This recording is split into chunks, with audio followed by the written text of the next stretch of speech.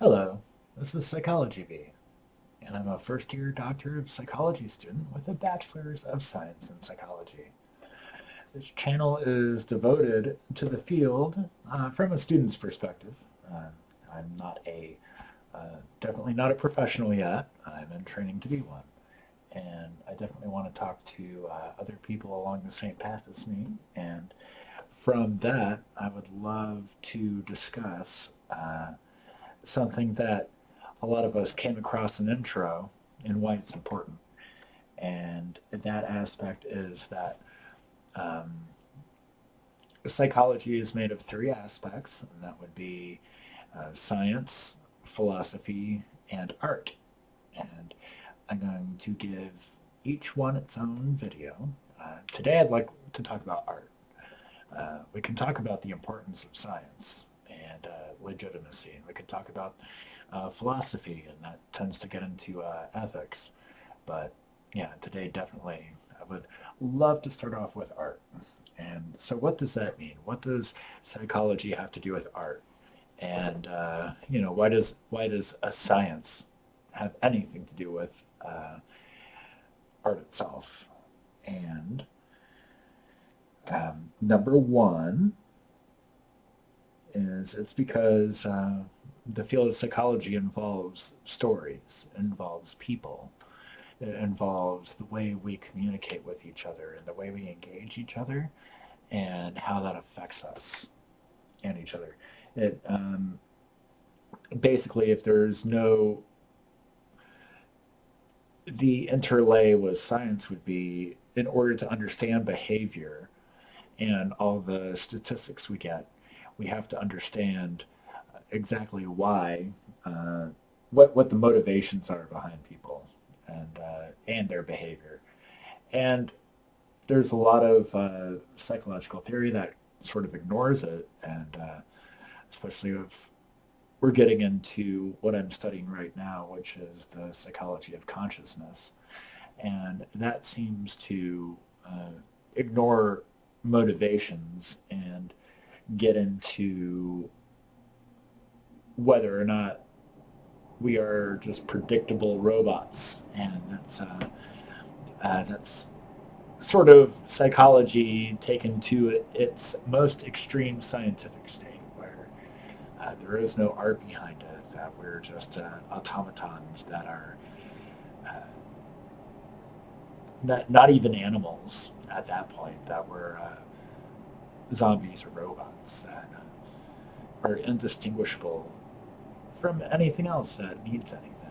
And that's kind of skews down from consciousness. And so, one important thing about art is the art of psychology is the art of storytelling.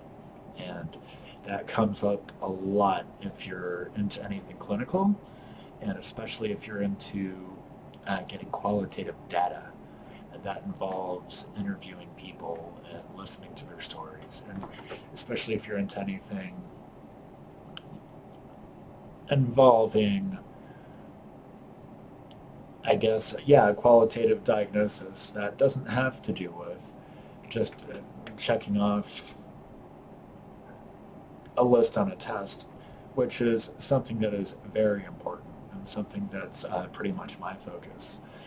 But I'm not getting into my focus, I'm getting into the art. And the art behind psychology is the art of stories, it's the art of people, it's the art of self expression and what people have to say and how they feel about things. And that's definitely something that no one should ever ignore, especially if we want to accurately, and that accuracy is important because context is important. And if we don't make an effort to get to know people or their stories, then all you have is a raw data set based on binary behaviors. Did they do this or did they not do this? And there's no context. And if there's no context, then there's no accuracy, because psychology is all about the story behind what drives behavior and what motivates people. Uh, it goes beyond the philosophy too.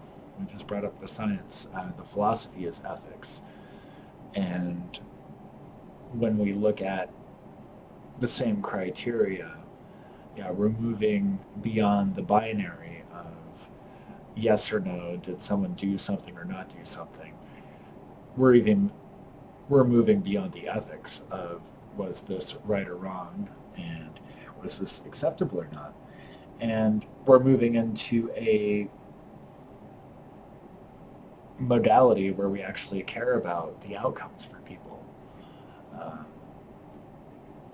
I think it's easy if you take it one step further and get into the philosophy of it and about ethics, about whether or not people deserve to be treated well and if people deserve to be treated ethically, we can ask the question why. And I guess the why would be the ethics of it. But it goes a step beyond that into how to express why it's important. Because telling someone not to be unethical for the greater good, I mean, we're getting into really odd scenarios that have existed multiple times in the past as far as the development of psychology as a science or medicine as a science, and that's going back to the latest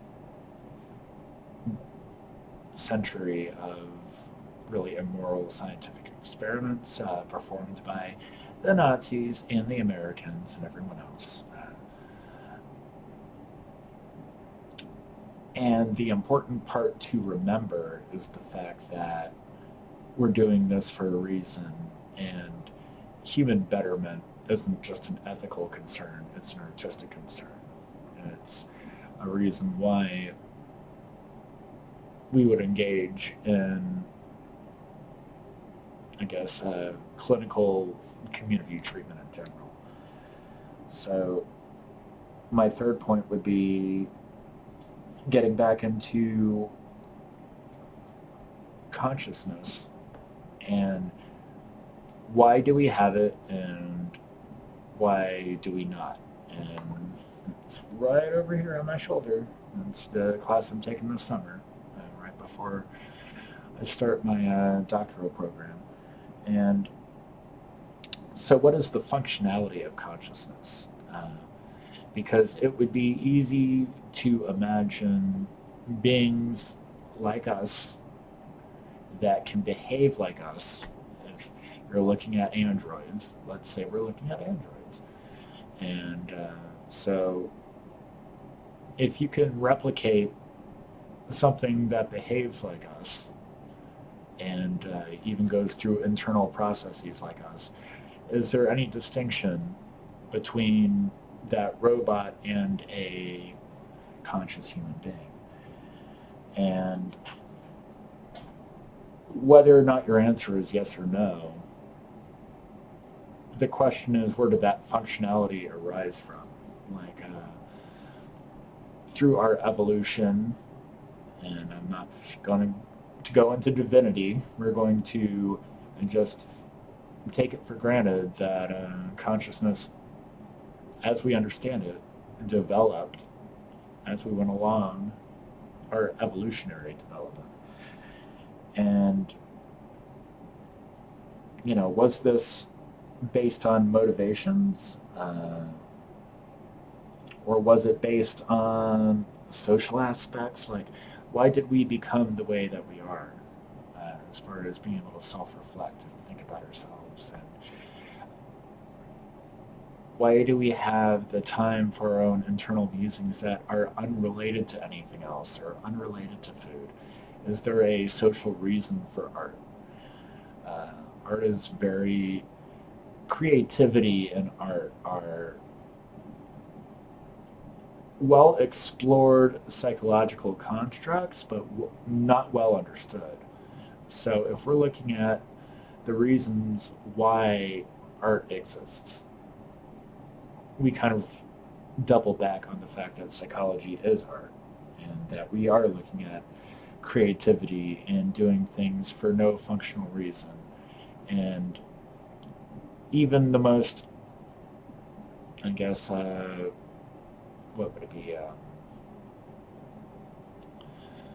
Dry academic, non-supportive opinion of creativity would have a hard time discounting the fact that art is enjoyable, and is that the function of it, and how does that pertain to consciousness?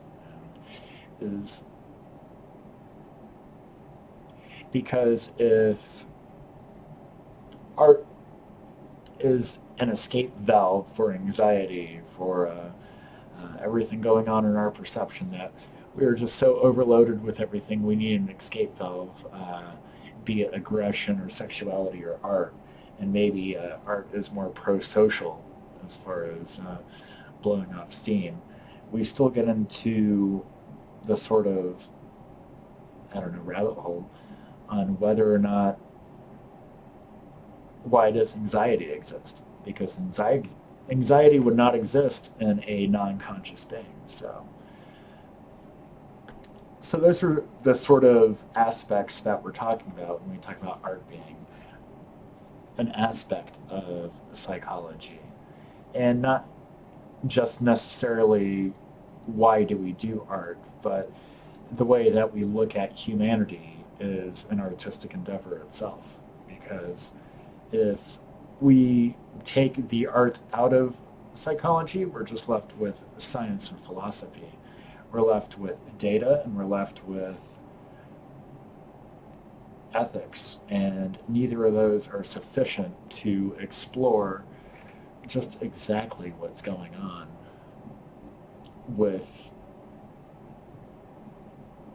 I guess, pro-social, but things that don't necessarily benefit us, like things like love and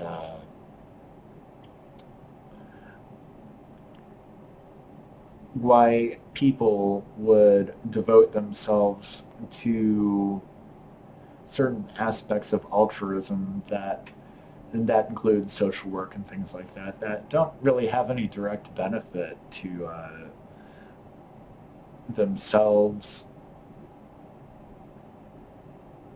or anyone else, because there's really no argument about the betterment of a species that can totally encapsulate that level of sacrifice. Because even if someone does something good, like um, for nonprofit, for no observable profit, and that includes developing a science of energy or a science of agriculture, and giving that freely to not just their own local population, but the world itself. It's the studies done on altruistic people don't show any correlation with ego involved. There's not a lot of self-satisfaction. There is a lot of satisfaction in the fact that there was a job well done, and people are able to test for that because people are able to design questions that people can answer well. And so that's also part of the art of psychology, is being able to ask the right questions, which get to the heart of why people do things. And it's not just ethics, it's not just ethical to be kind to people, it's also artistic. It comes from a feeling of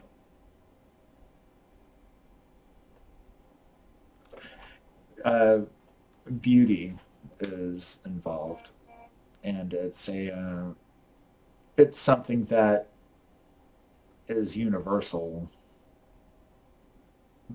to humans, and some might say conscious beings, but even that's very difficult because we don't know how other would-be intelligent beings construct beauty. We don't know how a dolphin would, or an octopus would, or a bat would, or anything else. But at least for humans, beauty is important to us, and there's a sense of uh, existential beauty that comes with the desire to help people for no other reason, and that's yet another definition of art, and that doesn't coincide with philosophy and ethics. Uh, I'm going to close this video out with an anecdote about why this is important to know as a psychology student. It may not be important to you. I do think it was important to me, and not just for uh, the value of my own life and getting enrichment out of it, and understanding why I'm here and why I want to help people. Because I I really have no reason to. I can make fine a fine career out of being a research assistant, and maybe that research would be enriching to other people. It just wasn't my goal and wasn't my life. Um, in this scenario, uh, I went in for a interview for my doctorate program, and they asked me interview questions, and one of the interview questions they asked right at the end was, "What is it about you that we don't know that you wish that we did?" And that was an opening for me to go straight to art. And I did start with, the fact I love music. I like enjoying, or I like enjoying music. I like expressing it to people. I have a, I enjoy fiction. I enjoy self-expression. That's the reason why this channel exists. But yeah, going beyond just the sort of need for art on its own sake. Um, yeah, I did one of these little rants about why I believe that when they say in intro that psychology is science, philosophy, and art, why the art is often overlooked. And I think that's just because, uh, we kind of have a inferiority complex when it comes to being a soft science, and how being artistic is somehow deemed, we're never going to be a STEM field. We're not looked at one, or not. We're not looked as one. Uh, we're it's an incredibly mathematical, statistical field, and uh, that's pretty much the part that kicks most of the students out of higher levels of psychology, is the statistics and the research methods and all that. Those are pretty tough classes. So through that sort of intensive training that we get as psych students, we tend to miss the sort of why we're here, and that would be the philosophy and the art. And I really like it that later on in our studies in the 300 and 400 levels, once we're done with the stats, that we can get into back to why we started in the first place. And that involves stories, that involves people, that involves connecting from one individual, even if it's a clinician, to a consumer. Consumers are pretty much an appropriate uh, way to call the people that we're serving. Patients is getting kind of out there at this point. So, yeah, so when we talk to our consumers that pay us money so that we can help them, our goals are to talk to them on an interpersonal level, and to get to the heart of what they're feeling, what their experience is, what the phenomenology is, and maybe help bring some peace to their life and some peace to their past experiences, and help them move forward. And that's not something that's rooted in necessarily science or ethics. That desire to connect to people is completely rooted in, I guess, our understanding of their experience. And that's only something that can come with art and consciousness itself. And I think that's part of the beauty of this field. And it's not about fixing a human body or fixing a human mind. It's just all about connection. And that's pretty much the definition of art.